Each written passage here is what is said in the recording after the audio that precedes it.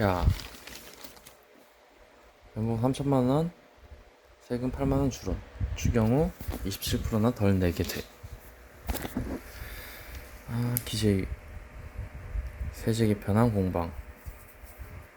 야, 부자 대기업 감세 공세에 저소득층의 세금 감면폭 커.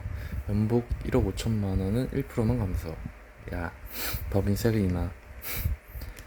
대기업의 혜택. 추? DJ 노무현 정부 때도 내려. 유류세 50% 탄력세율 적용 시사. 서민을 위한 세제 완화라고 하지만 연봉 3천만원은 8만원, 연봉 5천만원은 18만원 세금이 줄어든다. 총 급여 3천만원이면 현재 세금을 평균적으로 연간 30만원 낸다. 세금 내는 걸 기준으로 보면 27%의 세금을 덜 내게 하는 것이다. 1일 국회 기획재정부위원회 전체 회의에서는 정부가 지난달 발표한 2022년 세제 개편안을 두고 공방이 이어졌다. 민주당은 부자 대기업 감세라며 정부를 몰아붙였고, 정부는 저소득층과 중산층 중소기업의 혜택이 더 크다고 맞받아쳤다. 고 의원은 연봉 7,800만 원이 넘어야 세금이 54만 원 줄어드는데 이들은 전체 직장인의 11%밖에 안 된다며 국민들 눈치 안 보고 노골적으로 재벌 부자들 입장에서 이렇게 세제 정책을 추진하면 안 된다고 말했다. 그는 또 국민 98%는 종합부동산세와 아무 관련이 없다며 집 여러 채 가진 부자들에게 수천만 원의 감세 선물을 주고 서민들한테 10만 원 주면서 소중하게 감사히 받으라는 것이냐고 따졌다. 이에 대해 추 부총리는 현재 저소득층은 세금을 적게 내고 근로자의 37%는 세금을 안 내고 있는 구조 속에서 소득세 체계를 만지는 것이라며 저소득층에 대한 감면액 자체는 상대적으로 적지만 현재 내는 세금 대비 줄어드는 세금폭은 굉장히 커지는데 어떻게 부자 감세냐고 반박했다. 총 급여가 1억 5천만 원인 경우 소득세는 현재 내는 세금의 1%인 24만 원 줄어든다.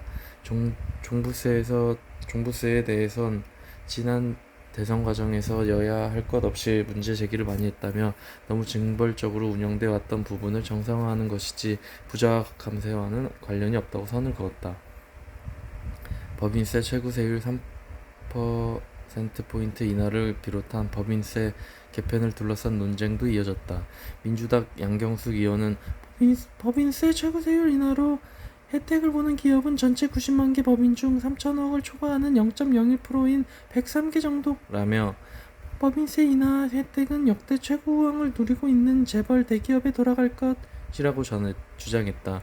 이에 추 부총리는 김대중 정부, 노무현 정부 때도 법인세를 내렸고 지난 정부에서도 국가전략산업과 관련해서 대기업에 대해 1조 4천억 원의 세제 감면이 있는 대책을 추진했다며 미국에서도 4년에 걸쳐 반도체 시설 투자를 하는 기업에 연간 8조 원의 세제 혜택을 주기로 했다고 설명했다.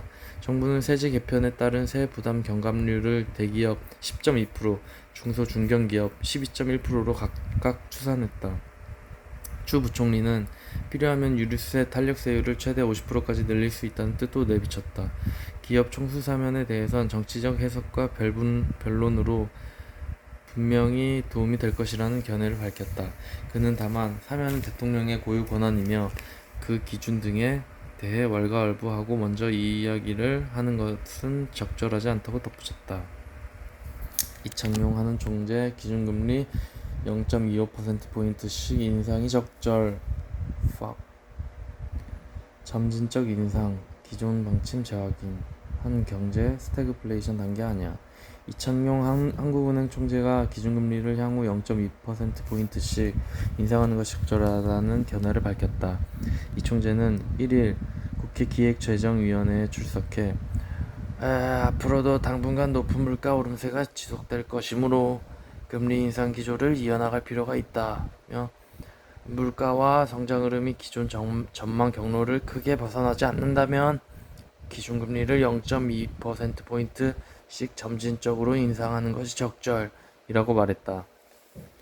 미국이 긴축 행보에 속도를 내고 있지만 현 상황에서는 굳이 한국도 빅스텝 맞대응할 필요는 없다는 뜻으로 해석된다. 다만 이 총재는 향후 빅스텝 여부에 대해 질문에서는 가능성을 배제할 수 없다. 물가 기조에 벗어나면 그때 데이터를 보고 결정할 것이라며 가능성을 열어뒀다.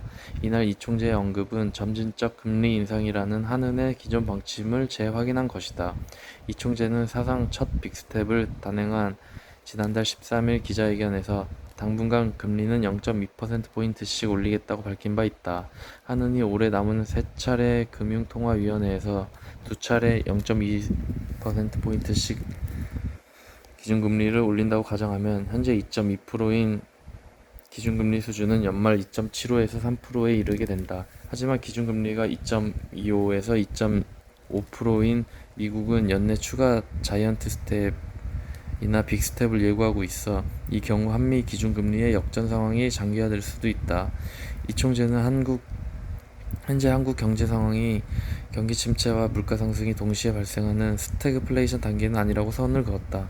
그는 2분기 4월, 6월 성장률이 전망치보다 높은 0.7%로 나와 국내 경기는 크게 나빠지지 않았다며 스태그플레이션이라고 확정하기는 이르다고 말했다. 마트 의무위협 폐지, 국민 제한 투표 무효 처리. 대통령실 온라인 투표 중복 편법 정책 반영 상의 3건 발표한길. 윤석열 정부가 온라인 투표에 붙였던 대형마트 의무위협 폐지 방안이 중복 편법 투표 사태로 무효 처리됐다.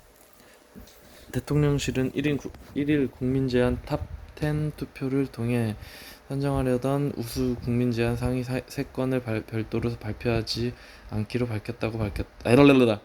국민 제한은 윤석열 정부가 신설한 정부 소통 창구다. 대통령실은 앞서 온 오프라인에 접수된 1만 3천 건의 국민 제한 안건 중 민간 합동심사위원 심사로 선정된 10개 안건에 대해 지난달 22일부터 31일까지 열흘간 온라인 투표를 진행했다. 가장 많이 득표한 3건을 줄여 국정에 반영할 방침이었다. 그 결과 대형마트 의무휴업 폐지한 건이 57만 7천 표로 1위를 했지만 투표 과정에서 중복 전송 문제가 발생했다는 것. 강승규 대통령 시민사회 수석 비서관은 투표 결과 호응은 좋았으나 10개 제안에 대해 좋아요 수가 변별력이 떨어졌다며 해외 IP 어뷰징을 차단하려 했으나 우회 어뷰징이 끊이지 않았다고 설명했다. 이에 따라 대형마트 의무 휴업 폐지가 당분간 진전되기 어려울 것으로 전망된다. 강 수석은 이 문제와 관련해 이메일, 문자 메시지, SNS 인증 또는 실명제 중 어떤 수준에서 본인 인증 제도를 도입할지 숙고해 제도를 개선하겠다고 밝혔다.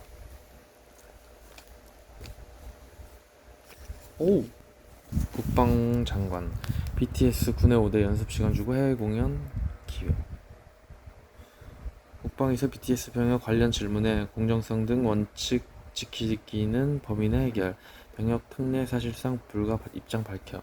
이종석 국방부 장관이 1일 BTS의 병역 특례 적용 문제와 관련해 군의 5대 연습시간을 주고 해외에서도 공연할 수 있게 할 수 있다고 생각한다고 말했다. 이 장관은 이날 국회 국방위원회 전체회의에서 BTS 병역 면제를 검토해봤냐는 국민의힘 성일종 의원의 질의에 이렇게 답했다. 이 장관은 국방부에서 검토했는데 공정성과 형평성, 병역 자원 감소 등 원칙적 문제로 흐트러뜨리지 않는 범위 내에서 해결할 수 있는 방법을 강조하면서 국익 차원에서 그들이 계속 공연하게 할 수 있도록 기회를 줘야 하지 않는가에 대한 방법이 있다고 본다고 했다. 이 장관의 발언은 궁합대 등에서 각종 공연 등을 할 수 있다는 취지로 BTS만을 병역 특례 적용은 사실상 어렵다는 입장을 밝힌 것이다. 이 장관은 기본적으로 많은 사람들이 군에 복무하는 그 자체를 굉장히 높게 평가하기 때문에 오히려 그것이 그들의 인기에 더 도움이 될 것이라고 보도했다. 이기식 병무청장도 이날 대중문화예술인을 또 추가하는 것은 전체적인 병역 특례를 깰 수 있다고 우려했다. 현행법은 문화체육관광부 장관이 추천한 예술체육 분야 특기자에게 병역 특례를 적용하고 있지만 대중문화예술인은 포함되어 있지 않다. 국내외 예체능 대회에서 정해진 기준 이상의 성적을 거둔 경우 기초군사훈련을 이수한 뒤 병무청장이 정한 분야에서 34개월을 복무하도록 규정돼 있지만 대중문화예술인을 위한 대회는 없어 형평성이 위배된다는 주장도 나온다. 다만 2020년 병역법 개정으로 문화훈장 포장을 받은 대중문화예술인은 30세까지 입영 연기는 가능하다. 현재 30세인 BTS 멤버 진은 올해 입대해야 한다.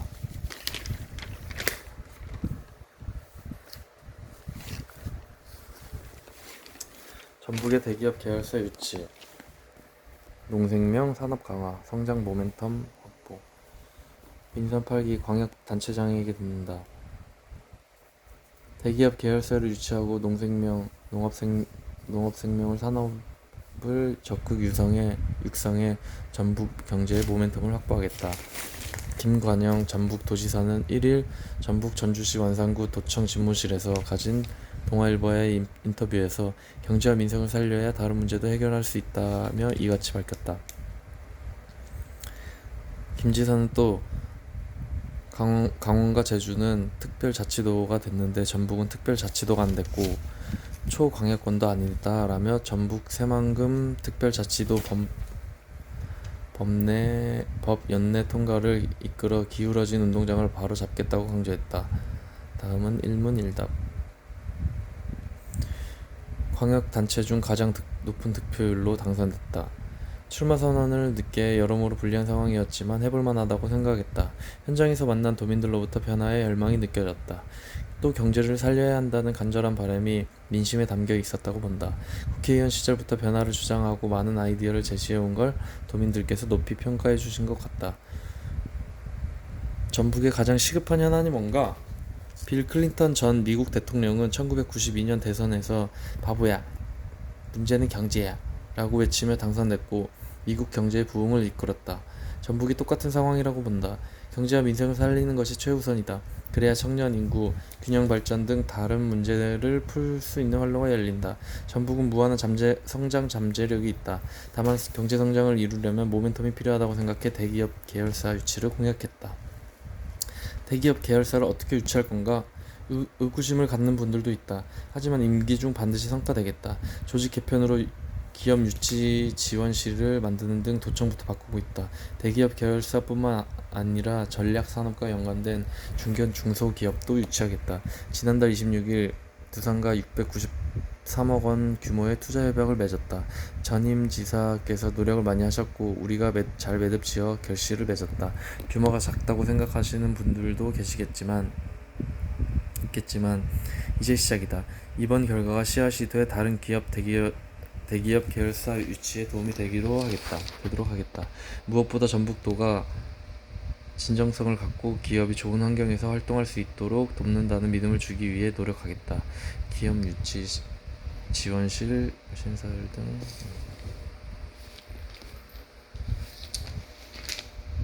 다른 시도와 차별화된 발전 전략을 소개해달라. 농생명 산업 강화에 방점을 찍겠다. 농생명 산업이 제대로 되려면 연구개발과 생산, 유통, 가공, 수출이 원스톱으로 연계돼야 된다. 전북에는 농업 관련 연구기관이 많다. 대규모 스마트팜 단지와 대규모 농생명 용지도 있다. 이곳에서 재배된 농산물을 가공하기 위한 식품 클러스터도 있다. 이런 기반을 원스톱으로 엮어 농생명 산업을 발전시키겠다. 특히 특별자치도 지정은 새만금 개발과 전북 경제 발전을 위한 제도적 기반으로 매우 중요하다. 여야 의원들을 설득해 관련법이 올해 안에 국회를 통과할 수 있도록 최선을 다하겠다. 하지만 최대 현안인 새만금 개발은 더딘 상황이다. 사회 간접자본 공사가 마무리되지 않아 더딘 것처럼 보인다. 내년에 남북도로가 개통되면 도민은 물론이고 기업에도 다르게 보일 것이다. 2028년 SOC가 모두 완공되는데 무리하게 서두르진 않으려 한다. 다만 새만금 발전에 모멘텀은 필요한 시점이다. 복합 테마파크와 국제학교 유치, 마리나 리조트 등 내부 콘텐츠 강화 전략을 추진하는 동시에 새만금 특별회계 조성, 대통령 직속 새만금위원회 설치 등 제도 개선에도 힘쓰겠다. 도민들은 금융중심지 지정과 공공의료대학원 설립을 원한다. 전북을 금융중심지로 지정하는 것은 윤석열 대통령 공약이다. 일단 금융도시가 될 수 있는 여건을 갖춰가며 윤 대통령에게 공약 이행을 꾸준히 요구하겠다. 공공의료 대학원은 필수 공공의료 인력 양성을 위해 꼭 필요하다. 문 닫은 서남대 의대 정원을 활용하기 때문에 명분과 실리가 분명하다. 국회 설득에 적극 나서겠다. 문재인 정부와 더불어민주당은 2018년 전북 남원 서남대가 폐교되자 서남대 의대 정원을 활용해 공공의료 대학원을 설립하는 방안을 추진했다. 하지만 의료계가 강하게 반대해 관련 법안이 20대 국회 문턱을 넘지 못하고 폐기됐다. 이후 지역 정치권 중심으로 관련 법안이 다시 발의된 상태다. 전북 도지사로는 40년 만에 처음 국민의힘 전북도당을 찾았다. 전북 발전은 여야가 따로 없다. 정치의 시작과 끝엔 민생에 있고 소통과 협치는 너무나도 당연하다. 도지사직 인수위 시절 국민의힘 정운천 의원을 초대해 특강을 열었고 서거석 전북 도교육감과도 당선인 시절부터 협치를 약속했다. 협치를 제대로 하려면 제도화가 필요하다고 판단해 국민의힘 인사를 3급 정착보좌관으로 임명했다. 서 교육감과는 교육협력 추진단을 설치하기로 약속했다. 시장 군수와 정기적으로 현안을 논의하자는 자리도 만들겠다. 도지사 관사를 사용하지 않기로 했다. 과거 임명직 시절 관료들의 편의를 위해 만든 게 관사다. 선출직 단체장이 도민 곁에서 함께하는 현 시대와 맞지 않다. 활용 방안을 찾기 위해 도민 의견을 구하고 있다. 도민들께 큰 혜택과 복지가 될 수 있는 좋은 아이디어를 찾아 도민 품으로 들려드리겠다.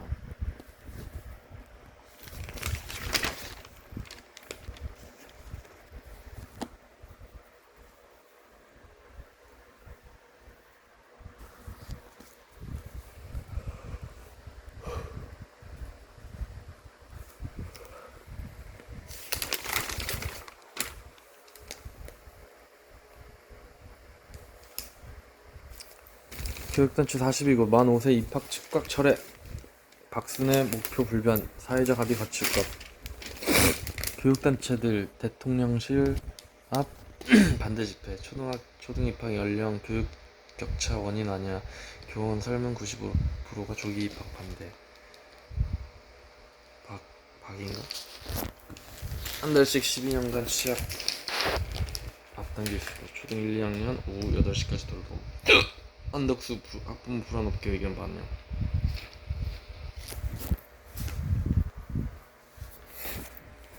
만 5세 초등학교 입학 방안에 대해 반발이 커지자 정부가 사회적 합의를 이룰 것이라며 진화에 나섰다. 다만 박순애 사회부총리 겸 교육부 장관은 1일에도 조기 취약이라는 목표에는 변함이 없다고 말했다. 초등학교 취약 연령을 낮추는 원칙은 고수하되 그 방식이나 시기를 조율할 수 있다는 뜻으로 풀이된다. 42개 단체 모여 만 5세 입학 취소하라. 교육부가 취약 연령 하향을 추진하는 이유는 조기 취약을 통해 계층 간 교육 격차를 해소하겠다는 것이다. 하지만 교육단체들은 교육부가 해당 정책을 추진하는 절차와 내용이 잘못됐다고 반발하고 있다. 사교육 걱정 없는 세상, 교사노조연맹, 한국유아교육협회 등 42개 교육 관련 단체는 만 5세 초등학교 취약 저지를 위한 범국민연대를 결성하고 1일 서울 용산구 대통령실 앞에서 기자회견을 열었다. 범국민연대는 정책 추진 절차가 잘못됐다며 장관 보고가 논의 결론이 되고 대통령의 지시로 마침표를 찍은 것은 교육 주체를 논의에서 배제한 것이라고 밝혔다. 또 정부가 교육 격차 해소를 조기 입학의 이유로 내세운 데에서는 국민 누구도 교육 격차의 근본 원인이 초등 입학 연령 때문이라고 생각하지 않는다고 주장했다. 이 단체에 따르면 1일 오후 6시 현재 14만 8천 명이 만 5세 초등학교 입학 반대에 서명에 나섰다. 교사 여론도 악화되고 있다.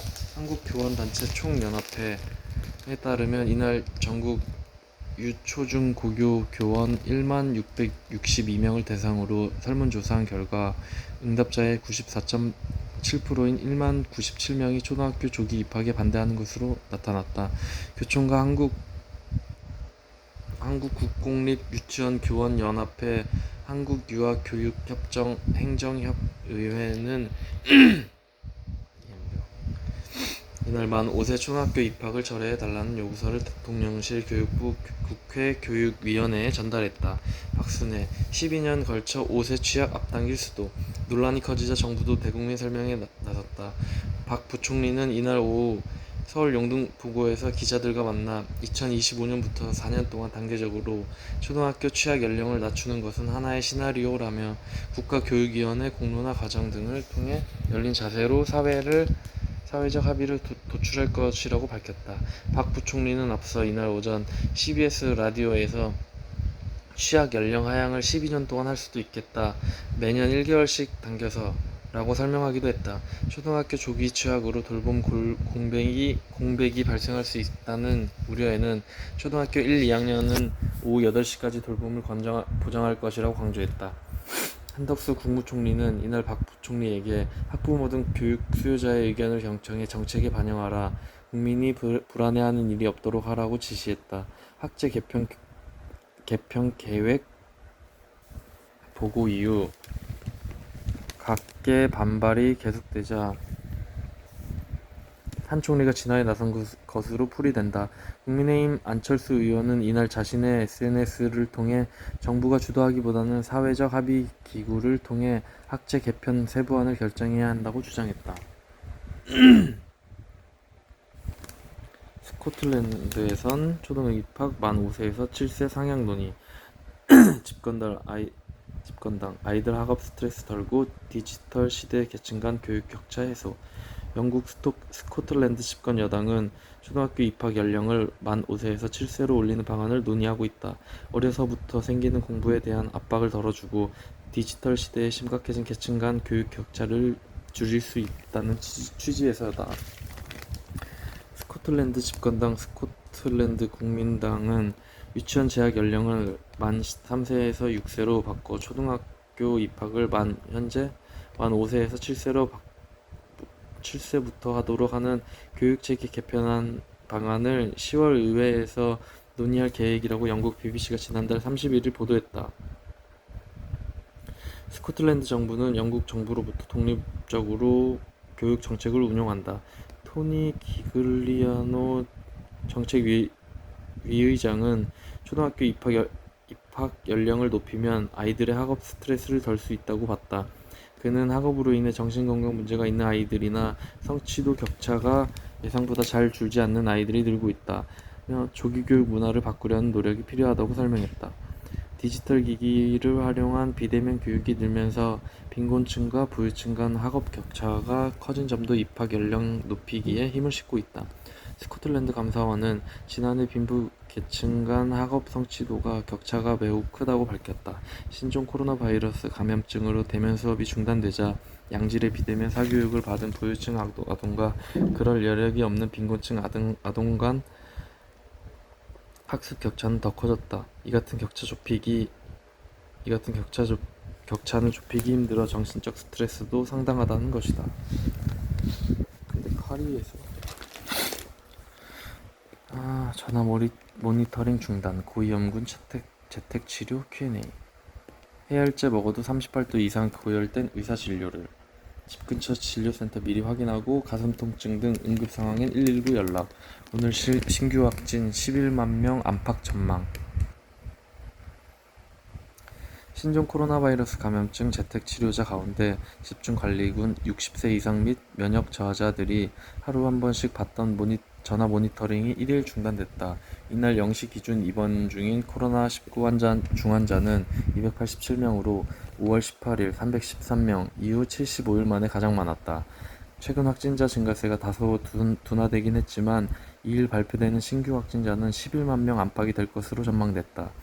고위험군 코로나19에 걸렸을 때 중증으로 악화되지 않도록 재택치료 요령을 꼼꼼히 숙지하는 게 좋다. 최근 코로나19 검사 건수가 줄어 주변에 숨은 감염자가 많은 만큼 의심 증상이 있을 때 대처법도 정리했다. 재택 진료자는 어떤 증상이 있을 때 어떻게 진료받나? 해열제를 복용해도 계속 38도 이상의 고열이거나 갑자기 숨이 가빠지면 의사의 진료가 필요하다. 진료는 집 근처 의료기관 중 호흡기 환자 진료센터로 지정된 곳에서 받을 수 있다. 진료센터마다 대면 또는 비대면 진료가 다르기 때문에 미리 확인해야 한다. 진료센터의 목록과 연락처, 대면 또는 비대면 진료 여부 등은 건강보험심사평가원 홈페이지에서 확인할 수 있다. www.hira.or.kr 각 지방자치단체가 24시간 운영하는 의료상담센터에서 또 비대면 진료가 가능하다. 확진됐을 때 관할 보건소에서 문자로 상담센터 번호를 안내해준다. 밤에 갑자기 나빠지면 어떻게 해야 하나? 바로 119에 연락해야 한다. 응급상황으로는 계속 가슴이 아프거나 답답한 경우,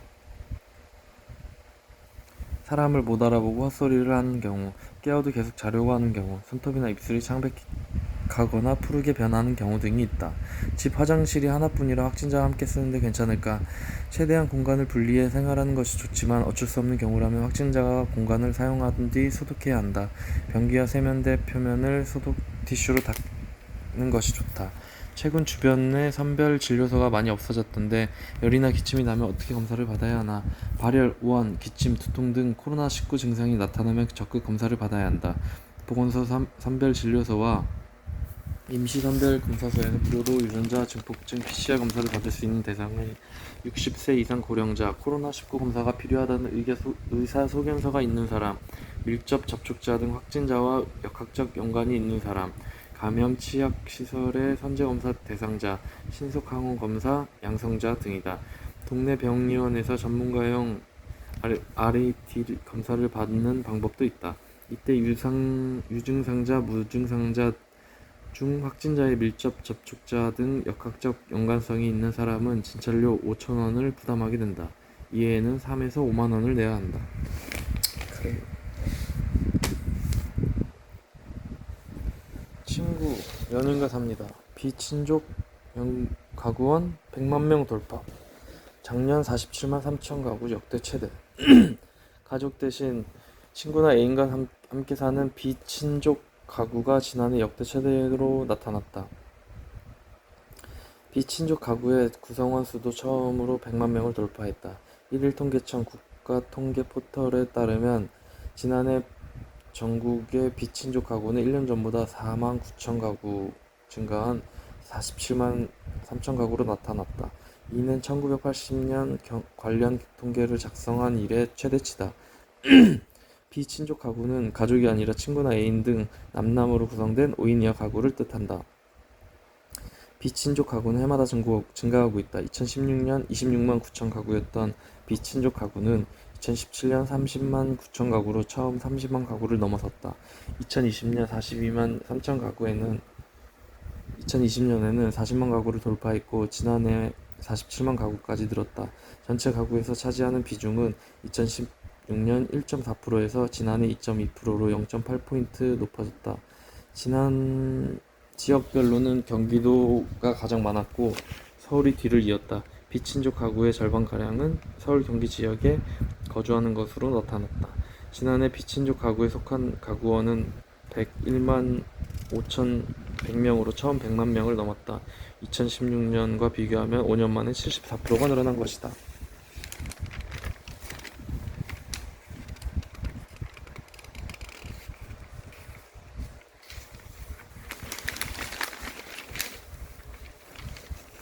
오, 응? 무슨이야? 오.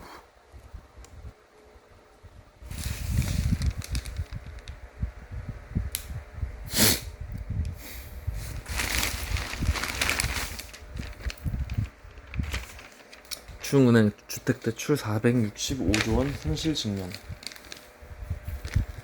부동산 위기는 확산. 기업 파산, 공사 중단, 대출 상환 거부. S&P 중주택대출 6.4% 연체위기. 은행 주택대출 최근 수년간 급증. 봉쇄정책 등 영향 가계소득은 하락.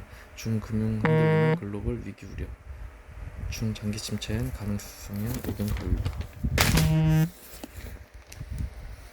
중국 부동산 기업들의 잇단 파산으로 아파트 공사가 줄줄이 중단되고 분양받은 사람들이 모기지로운 상환을 거부하면서 은행권으로 위기가 확산될 거라는 우려가 커지고 있다. 1일 미국 블룸버그 통신은 중국 은행원들은 3,560억 달러 규모의 손실이 직면하게 될 것이라며 모기지론 압박이 은행을 위협하고 있다고 전했다. 중국 부동산 위기의 여파가 세계 경제로 확산될 것이라는 우려도 나온다. CNN은 중국 최고 지도부 회의에서 경제 성장 목표에 대한 언급은 아예 자취를 감췄다며 중국 내 분위기 위기감을 전했다. 주택대출 465조 원 채무 불이행 위험. 블룸버그에 따르면 국제신용평가사 S&P 글로벌 레이팅스는 현재 중국의 총 주택대출 중 6.4%인 3,560달러가 채무 불이행 위험에 직면했다고 추산했다. 독일 도이체 방크는 위험 규모를 총 주택대출 중 최소 7%로 올려 잡으면서 이마저도 보수적으로 추산한 것이라고 했다. 앞서 중국 은행들이 쌍완 거부 사태로 영향을 받은 대출금은 21억 위안 약 4,048억 원 수준이라고 밝힌 것과는 크게 차이가 크다. 중국은 최근 주택 판매 부진, 집값 하락, 대출 상환 거부 등 부동산 위기에 직면했다. 중국 주요 70개 도시 중 주택 가격 약세 현상이 나타난 곳은 1월에 20곳이었으나 6월에 48곳으로 늘어났다. 중국이 신종 코로나 바이러스 감염증 확산을 막기 위해 극단적인 봉쇄 정책을 단행해 경기가 위축된 데다 에너지 대란, 인플레이션까지 겹치며 가계 소득이 하락한 게 주요 원인으로 작용했다. 하지만 최근 수년 사이 중국 은행의 주택 대출 규모는 급증했다. 중국 런민은행에 따르면 3월 말 기준으로 자녀 주택 대출 규모는 약 7,533조 원이다. 주택을 공급하는 건설사 등 사업자들이 갚아야 할 대출도 2,511조 원 규모다. 중국 금융당국은 은행 대출 가운데 주택 대출 비중이 32.5%를 넘길 수 없도록 규제하고 있지만 주요 은행인 중국 우정저축은행과 중국 건설은행은 지난해 말 34%를 기록해 상한선을 넘겼다. 홍콩대 경영대학원 금융학과 천수 교수는 부동산 사업이 지연될수록 사업자는 손실을 보는데 은행이 그 사이에 끼어있다고 말했다. 부동산이 중 GDP 25%, 글로벌 위기 우려. 중국 부동산 문제가 글로벌 위기로 번질 수 있다는 우려도 나온다. 지난달 25일 AFP 통신은 세계 2위 경제 대국인 중국에서 부동산 산업은 국내 총 생산의 25%를 차지한다. 중국 금융 시스템으로 위기가 번지면 그 충격은 국경을 넘을 것이라고 전했다. 중국 지도부의 위기감도 커지고 있다. CNN은 지난달 28일 시진핑 중국 국가주석 주재로 열린 중앙정치국 회의에서 GDP 성장 목표치에 대한 언급이 일절 나오지 않았다며 중국 정부가 목표 달성이 어려울 것으로 여긴다는 신호로 지적했다. 중국 경제가 장기 침체로 이어질지에 대해선 의견이 엇갈린다. 맥커리 그룹 레리 후 수석 이코노미스트는 추격의 여지가 있기 때문에 중국은 향후 5에서 10년간 여전히 4~5% 성장률을 유지할 것이라고 미국 CNBC에게 말했다. 반면 마이클 패티스 중국 베이징 경영대학원 교수는 중국은 일본이 겪었던 것보다 더 심각한 양극화를 경험하고 있어 소비 진작을 통한 성장을 어렵게 만든다며 매우 장기적인 일본식 저성장 시대로 접어들 가능성이 높다고 전망했다. 5개월 막혔던 우크라 곡물 수출 재개, 국제 농산물 가격도 3개월 연속 하락, 5대 사항서 러의 침공 후 첫 출항, 글로벌 인플레 압력 줄어들 듯. 러시아의 우크라이나 침공 이후 중단됐던 우크라이나 곡물 수출이 5개월 만에 재개됐다. 국제 농산물 가격 역시 4월부터 6월까지 3개월 연속 하락해 세계 곡물 시장이 안정을 찾을 것이란 기대가 높아지고 있다. 침공 전 월 평균 600만에서 800만 톤의 곡물을 수출했던 우크라이나는 세계 4위 곡물 수출국이다. 터키 국방부는 1일 옥수수 26,000톤을 실은 우크라이나 화물선 라조니호가 남부 오데사항에서 레바논으로 떠났다고 밝혔다. 2월 24일 우크라이나를 침공한 러시아군이 내내 흑해를 봉쇄하면서 우크라이나의 곡물 수출기를 완전 막혔지만 이날 처음으로 수출선이 다시 출항한 것이다. 앞서 지난달 22일 우크라이나, 러시아, 튀르키예 유엔은 곡물 수출기를 다시 열기로 합의했다. 그간 오데사항에 발이 묶였던 또 다른 곡물 수출선 16척도 추가로 출항할 예정이어서 총 2,500만 톤의 곡물이 전 세계에 공급될 것으로 보인다. AP통신에 따르면 러시아의 침공 이후 오데사항이 쌓여있는 곡물은 2,200만 톤에 달했다. 미국 월스트리트 저널은 세계 식량 가격 지수 또한 3개월간 계속 하락했다고 지난달 31일 전했다. 유엔 식량 농업 기구가 주요 농산물 55개 항목 가격을 토대로 산출하는 식량 가격 지수는 2014년부터 2016년 평균치를 100으로 정한다. 이 지수는 러시아의 침공 직후인 올 3월 159.7까지 치솟았다가 4월 158.4, 5월 157.9, 6월 154.2로 계속 떨어지고 있다. 특히 현재 밀 선물 가격은 침공 당일인 2월 24일 수준까지 내려왔고 옥수수 선물 가격도 올 들어 가장 낮았다. 식량 가격 안정은 현재 세계 경제를 짓누르고 있는 인플레이션 압력을 줄여주는데 큰 역할을 할 것으로 보인다. 미 투자은행 JP모건은 올 2분기 13%에 달했던 세계 농산물 가격 상승률이 올 4분기에는 5.5에서 6%로 상승세가 둔화할 것으로 내다봤다. 이에 따라 전 세계 물가 상승률은 1.5%포인트 하락하고 특히 신흥시장의 물가 오름세는 2.0%포인트 낮아질 것으로 예상했다. 다만 러시아가 흑해를 다시 봉쇄할 가능성을 배제할 수 없고 폭염을 비롯한 세계적인 이상기후가 식량난을 부추길 것이란 우려도 끊이지 않는다.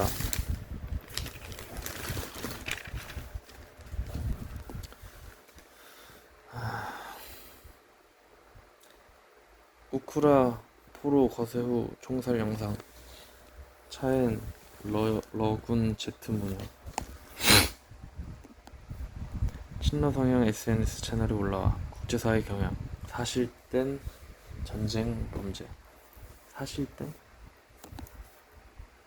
러시아군으로 추정되는 남성들이 포로로 잡혀 손발이 묶인 우크라이나 군인들을 거세한 후 살해한 장면을 담은 동영상이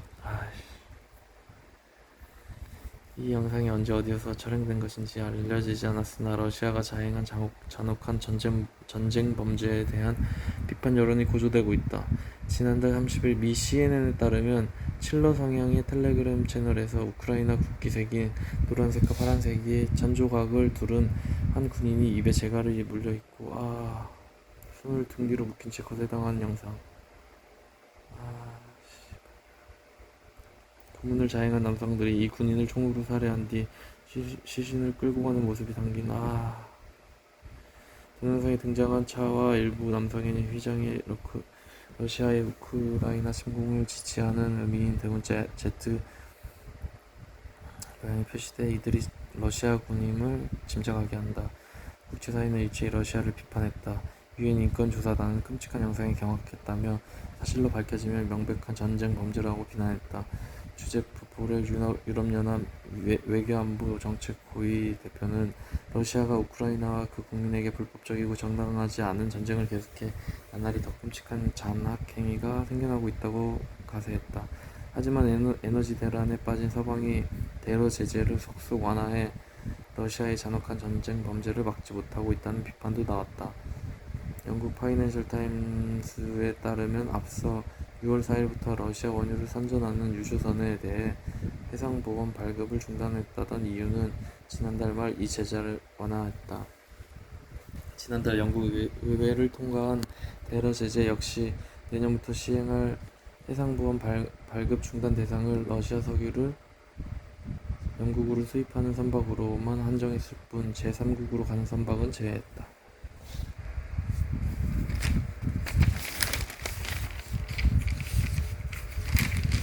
증권사도 사모펀드도 미스품에 꽂히다. 큰일이요.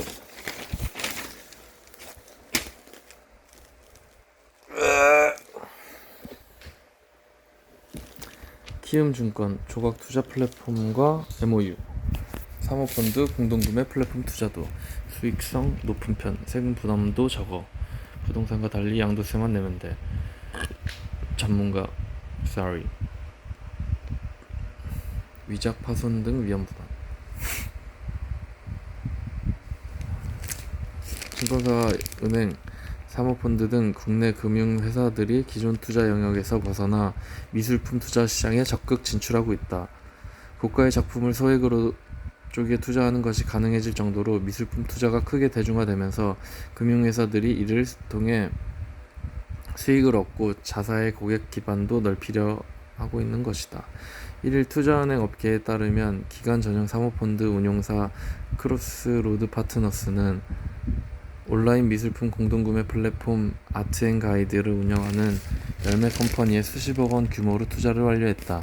내년 기업 공개를 앞둔 열매 컴퍼니는 누적 공동구매의 기준 국내 1위 업체로 총 152여 개의 작품, 400억 원 규모의 공동구매를 진행한 바 있다. 크로스로드 파트너스 김효상 대표는 미술품에 대한 대중의 관심이 높아지고 향후 미술품 투자 플랫폼의 가치도 더욱 커질 것으로 예상돼 투자를 결정했다고 말했다. 키움증권도 최근 미술품 조각 투자 플랫폼 테사와 사업 상호 협력을 위한 포괄적 양해각서 MOU를 체결했다. 테사는 모바일 앱을 통해 글로벌 200인의 블루칩 아티스트의 작품을 최소 1,000원부터 조각 투자할 수 있는 지원하는 플랫폼이다. 미술품 등 고가 자산의 지분을 온라인에서 분할 투자하는 조각 투자는 최근 들어 20-30대 젊은 층에 큰 인기를 끌고 있다.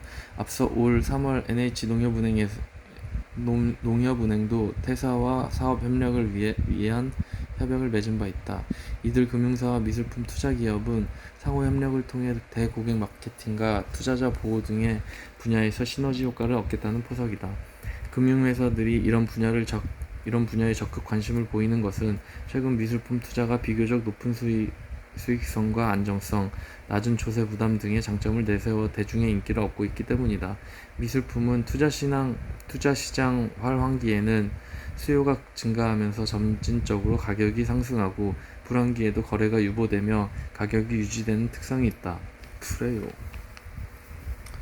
게다가 미술품은 취득세와 재산세, 종합부동산세, 양도세 등을 내야 하는 부동산 투자와 달리 양도 차익에 따른 양도세만 내면 된다.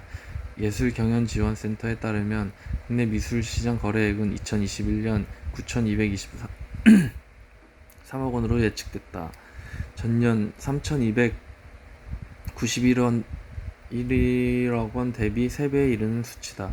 이승환 미래에셋증권 프라이빗뱅커는 최근 눈에 띄는 점은 기존 VIP 외에 일반 중산층 고객들도 미술 소액 투자를 이야기한다는 것이라며 일부는 경매회사 크리스티나 소더비에 직접 방문할 정도로 미술품 투자에 열성을 보이고 있다고 전했다. 다만 미술품 시장 투자가 그 특성상 위작이나 도난, 파산 등의 위험에 노출돼 있다는 점은 피해갈 수 없다. 지난해 펀드를 통해 미술품 투자를 했었던 한 PEF 운용사 대표는 이 시장이 유망하다고 판단해 미술품 구입을 검토했으나 진품 판단과 도난 방지 등 실물 미술품 관리에 대한 부담감 탓에 투자를 포기했다고 말했다. 7월 전력 수요 역대 최고, 내주 비상경보 가능성. 공급 예비율 7.2%, 3년 만에 최저. 무더위가 이어지면서 지난달 전력 수요가 역대 가장 많았던 것으로 나타났다. 1일 전력거래소에 따르면 지난달 월 평균 최대 전력은 1년 전보다 1% 늘어난 82,007메가와트로 집계됐다. 이는 관련 통계를 작성하기 시작한 2004년 이후 가장 높은 수치다. 월 평균 최대 전력은 한 달간 일별 최대 전력 합계의 평균값이다. 최대 전력은 하루 중 전력 사용량이 가장 많은 순간의 전력 수요다.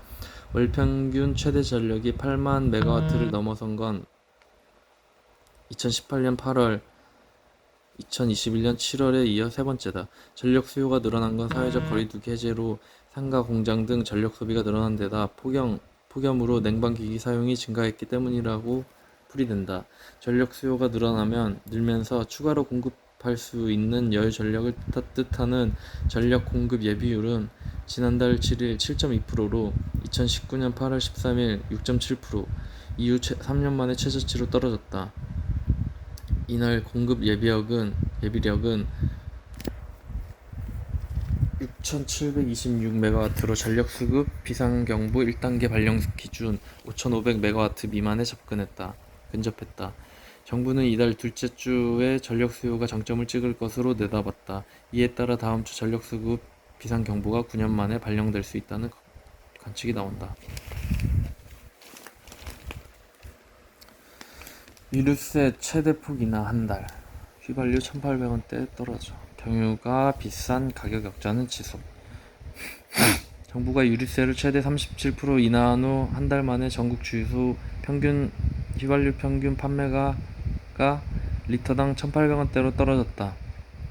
단 경유는 1,900원대로 휘발유보다 비싼 가격 역전 현상이 이어지고 있다. 1일 한국석유공사에 따르면 전날 전국 주유소의 휘발유 평균 판매 가격은 1,897.26원으로 3월 9일 1,892원, 이후 144일 만에 1,800원대로 내려왔다. 1일 오후 3시 기준 평균 판매가는 전날보다 리터당 5.85원 내린 1,891.41원으로 집계됐다. 경유 평균 판매가는 1,977.79원으로 6월 13일부터 50일째 휘발유 값보다 높은 가격을 유지하고 있다. 산업통상자원부는 러시아산의 의존도가 높은 유럽의 경유 수입이 대러 제재로 제한됨에 따라 국제 경유 가격이 높은 수준으로 유지되고 있다. 당분간 경유가 휘발유보다 높은 값을 유지할 것이라고 내다봤긴. 과기부 휴대용 선풍기 전자파 인체 유해 수준 아냐.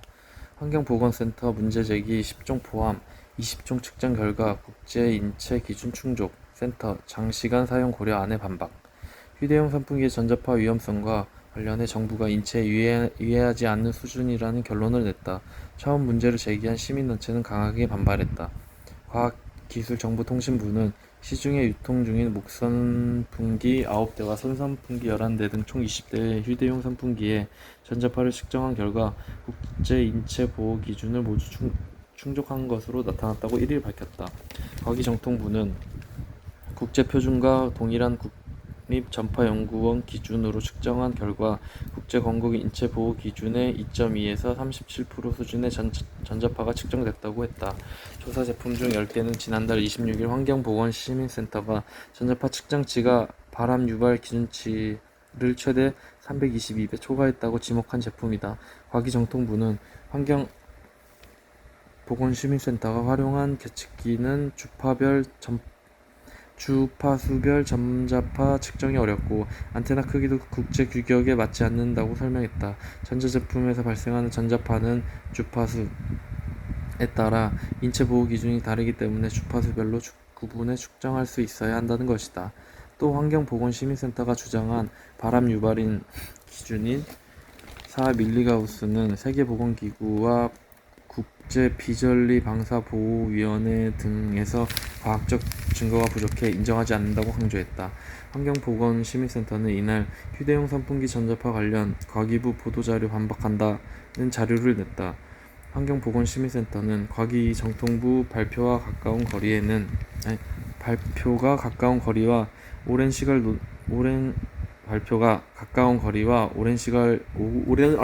노출 시간 등 휴대용 선풍기의 특수성을 고려하지 않는 것이라고 주장했다. 센터는 손 선풍기를 10cm 거리에서 사용할 때 노출될 수 있는 극저주파 자기장 수준은 반도체 공장 노동자의 노출 수준보다 높다고 덧붙였다. 한국 GM 캐딜락 전기차 리릭 내년 한국 출시.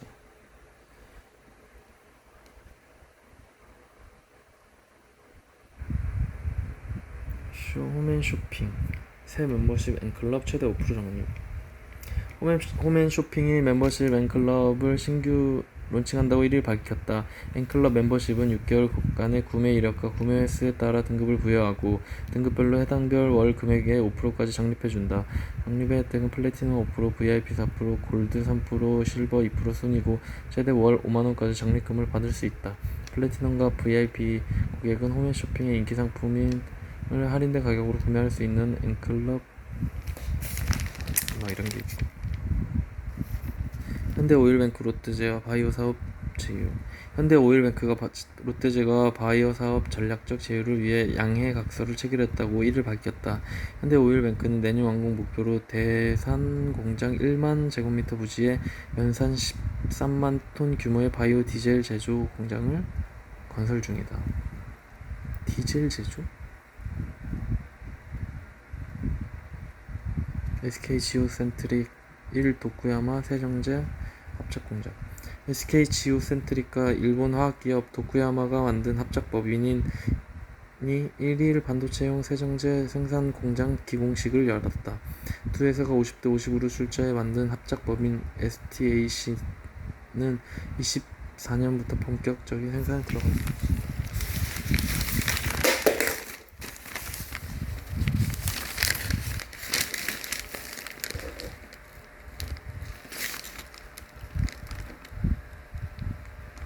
한산?